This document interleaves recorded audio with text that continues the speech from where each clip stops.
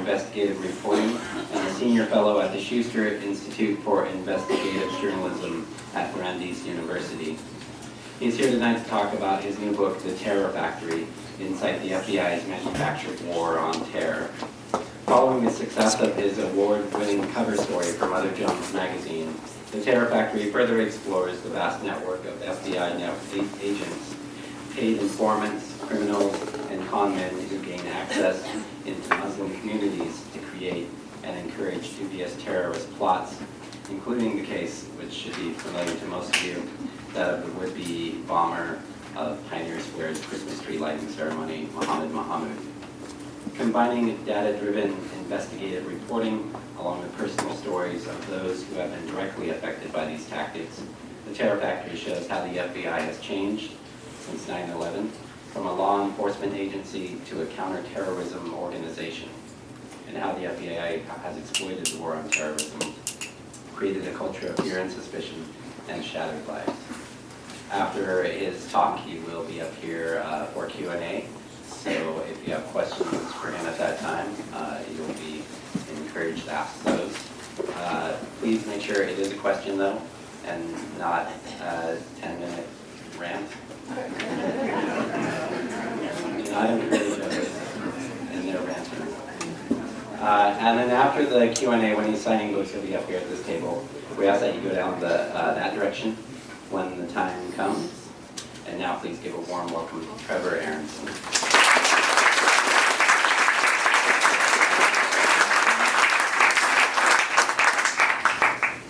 Hi, thanks for having me. Thrilled that this is a great turnout. Thanks for coming out today. I thought I'd start this off by sharing one of my favorite stories of an accused terrorist, and it involves a man in Illinois named Derek Sharif. And Derek was a guy who was having a lot of trouble. He recently converted to Islam, and his family disowned him, didn't want anything to do with him any longer. He had a beat-up old car that had just broken down. He didn't have a place to live, and he was working for minimum wage at this video game store in Rockford. And it's unclear why the FBI became interested in Derek Sharif, but just before Ramadan, they sent in an informant, and this informant had a history of drug crimes, had been involved with gangs, and at the time was working off both a crime and trying to make money to pay for some child support that he was due on. He was, facing charges for that. And he goes to this video game store, and he finds Derek Sharif behind the counter and says, we're brothers, we're both Muslims, and I know you're having trouble.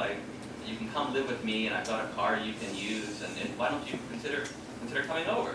And Derek Sharif, being newly religious, thinks this is a sign from God, because it's just before Ramadan, and says, okay, this is great, let's go visit. And he makes use of his car, into work at the video game store, and over months, the informant asks him if he's interested in committing an act of terrorism. What would you do?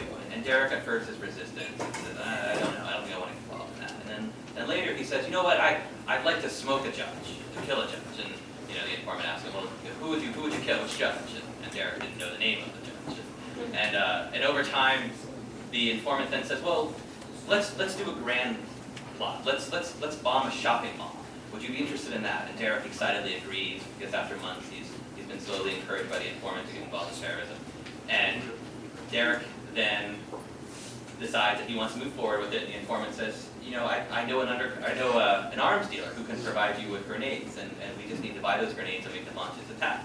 Well, of course, the arms dealer is an undercover FBI agent, and the FBI at this point needs to prove an overt act, which is that instead of just talking about this act of terrorism, Derek had to go out and do something. He had to surveil the mall, or he had to buy weapons. And the big problem for the FBI was that Derek didn't have any money. He was working at the video game store and he was broke. So the FBI needed to brainstorm a little bit. They decide, well, Derek has these two stereo speakers, which are really the only thing of birthday value that he had.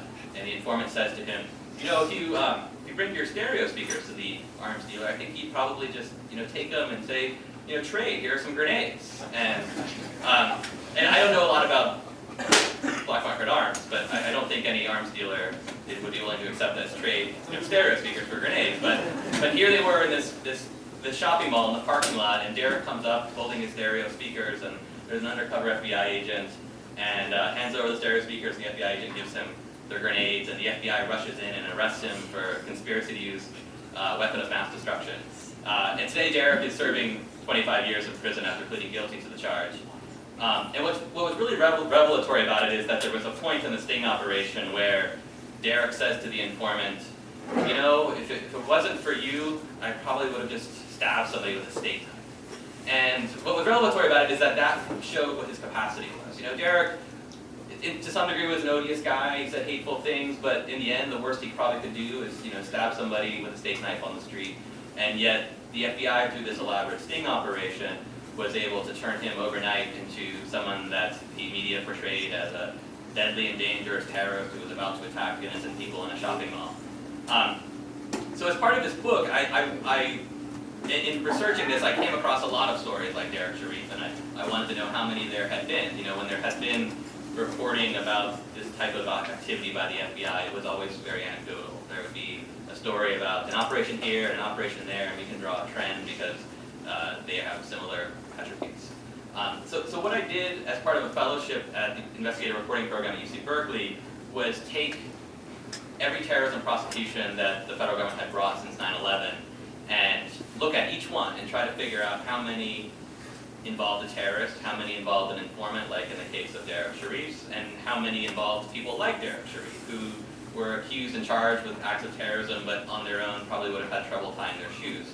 And what we found, I think, was very startling, which is that if you look at the 500 cases, roughly 500 cases in the decade after 9/11, 1 in 2, approximately half, involved an informant. And an informant was used in some ways you might suspect the informant provided information. But in other ways, in more than 150 cases, the informant played a more active role. It was part of a sting operation where the informant portrayed himself as a terrorist or part of an aspiring terrorist cell, and to varying degrees empowered the person who the FBI was targeting, which is a similar case we have here with the Mohammed prosecution.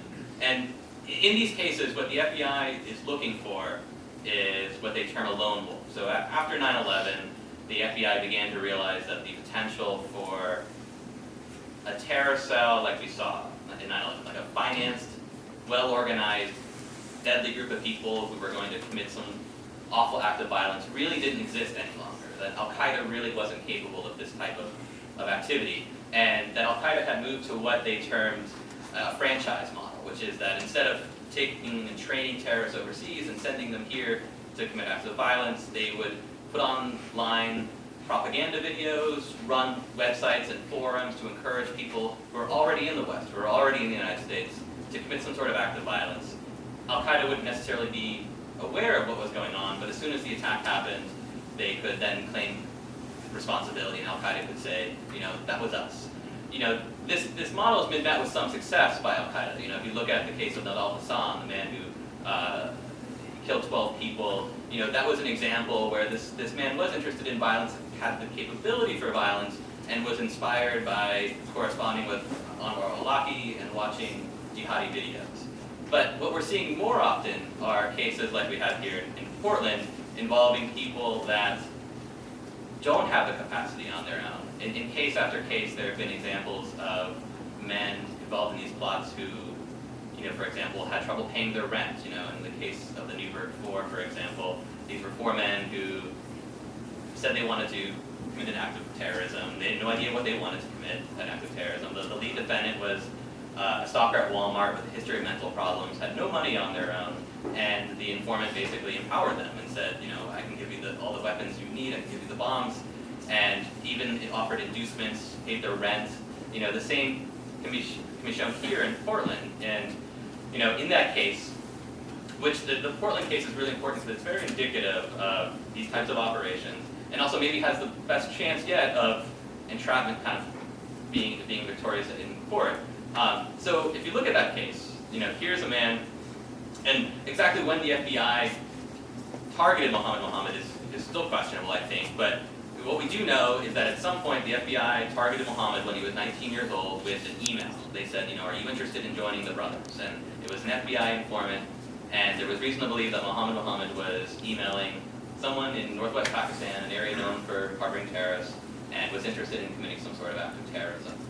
The informant in the email says, well, let's meet me at this hotel room, and I can show you, we can talk about this after terrorism. So Muhammad, 19, at the time he was running behind on his rent, really little evidence suggested that he was capable of significant crime. He didn't have any weapons that I know of that have been entered into evidence. Yet goes to this hotel room, and there's an undercover FBI agent. And in that meeting, which is critical, somehow there was a recorder malfunction, and it wasn't recorded by the FBI. And Muhammad talks to him and says he wants to commit some sort of act of terrorism, and the agent says, okay, well, go and find what you'd like to do, what would you like to bomb? And Muhammad goes out, and he thinks about it, and he looks around, and he thinks about Pioneer Square. He realizes that there's a Christmas tree lighting ceremony, and he comes back breathlessly to the agents and says, we should attack Pioneer Square, thousands of people gather there, and we could kill all kinds of people. And the agents ask him, well, would you want to deliver a bomb? It would kill innocent people, including babies and children. And he says, yes, I want to do it. But the problem was that even if he wanted to do it, Muhammad had no capacity on his own to do it. It was really the FBI that provided that capacity. So the FBI then provides him with a storage unit where they rent and they store all of the material that's needed for the bomb. Muhammad is given a tasking order to go buy a number of components, including switches and components that they will need to bomb, or to allegedly build this purported bomb. And he delivers it dutifully, and the FBI agents in turn present him with what he believes is a bomb. He says, well, that's beautiful. And Muhammad goes forward and gets in his car with the agents and goes to Pioneer Square and parks the van and walks away and presses the button that he believes will detonate the bomb. Actually, he called on his cell phone believing that would trigger the device. And ultimately that didn't happen, right? FBI agents rushed in and arrested him. Well, a case like that is indicative because in so many of these cases, if you look at the 500 cases since 9/11 involving defendants who are charged with terrorism, we can identify a few, like Najibullah Zazi came close to bombing New York's subway system. Fayez Shahzad came close to bombing Times Square. Fortunately, his bomb failed. But in so many more cases, there are people like Muhammad, who on their own don't have access to weapons, who on their own really have no capacity. I think if you gave Muhammad the components he would need for a bomb, he certainly couldn't put it together. And in all of these cases, that's ultimately what we're seeing in the FBI busting cases like this, portraying it to the public as, we thwarted another dangerous terrorist attack, and here are the details, and then these men going to trial and ultimately being, in near perfect order, convicted. What I talk about in the book is that I don't think this is necessarily some evil conspiracy by the FBI, that there's people at the top level of the FBI who say, we want to really, stick it to the Muslim community, and we want to really, portray as terrorists who aren't terrorists. I don't think that's what's happening, but what is happening is that every year the FBI gets $3 billion for terrorism, which is the largest part of its budget. It's more money than the FBI receives for organized crime, for financial fraud, for areas that were typical of FBI investigation.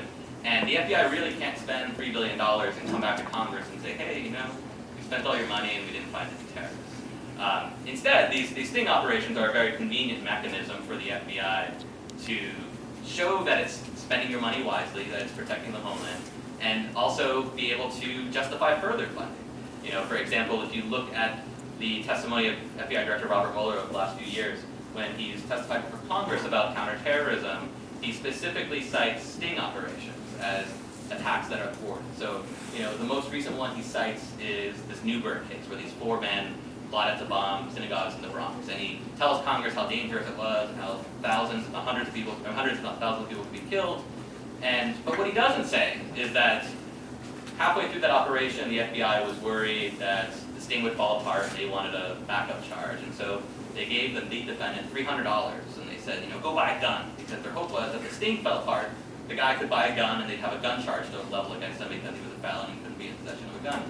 And so this man, James Cromedy, has $300 in government money in his pocket, spends the whole evening traveling in and around New York City, asking people where he can buy a gun. And he failed. He wasn't able to buy a gun in New York. And so ultimately this is a guy that the government portrayed as this dangerous terrorist. He's serving 25 years in prison. Robert Mueller goes to Congress and says, this is a terrorist attack we thwarted. But left to his own devices, he wasn't able to buy a gun in New York City. And I think in so many ways, this is that speaks to the level of sophistication of many of the people who are drawn into these terrorism sting operations. And what I'm hearing in the book is that this is really a bureaucratic problem, that we have, and by Congress setting the FBI's budget, there's so much money that it needs to work with, and so it needs results. So there's pressure from the top to build counterterrorism cases. That pressure flows down to field offices, such as the one in Portland, and the agents in those field offices are then pressuring their informants, and there are thousands of informants now working counterterrorism, to find people. And in turn, these informants are also incentivized by money, by working up criminal charges, that they're looking for the Muhammad. They're looking for the James Cromwell, the person who says, I want to commit an act of terrorism, but on their own they're unable to, and yet through these sting operations they empower them to become terrorists that on their own they never would. So the primary question I ask in the book, and the theme of this, I guess, is that I think there's a real question now. If you look at all the cases, I don't make the case that there isn't a threat of Islamic terrorism. We can point to cases like Faisal Shahzad and Najib al-Azazi, but I think there's a real question of whether we are creating terrorism, or whether we're creating the terrorists that we fear. Through these sting operations, are we essentially creating this enemy? And I think, obviously that's the case that they're trying to defend for Muhammad is making, that, this was basically entrapment. And the interesting thing about this is that, in previous cases, entrapment hasn't worked. There have been 10 defendants who have formally argued entrapment, and they haven't been successful. The government is able, in most of these